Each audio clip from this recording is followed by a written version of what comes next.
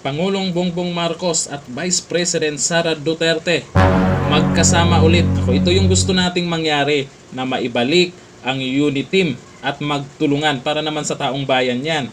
Yung gustong paghiwalayin itong dalawa ay hayaan nyo na yan sila. Kasi hindi natin maiwasan yung nakapaligid sa Administrasyong Marcos ay hindi talaga natin nagugustuhan. Kagaya po kay Tambaloslos ay mahirap po yung galawan kasi niya, kaya hindi po natin nagustuhan. Pero mas gusto natin na magtulungan itong dalawang leader ng bansa para mabilis po umunlad ang Pilipinas.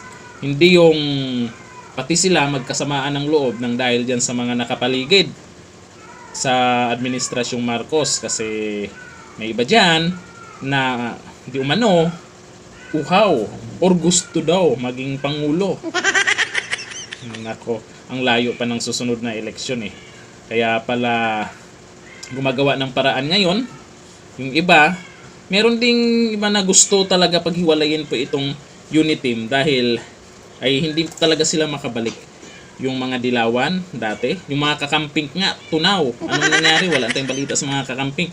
Parang nangyari ngayon sa mga kakamping, audience na lang sila sa mga nangyari ngayon sa Administrasyong Marcos. Audience na lang sila. 'Di ba? Kaya ito, para sa akin ay magandang balita po ito. Nakikita po natin yung dalawa na okay na, hindi kagaya nito mga nakaraan na pag may mga ganyan ay hindi po natin nakikita si VP Sara. Siyempre, hindi po naiiwasan po yung may mga tampuhan. At ngayon, sana tuloy-tuloy po yan.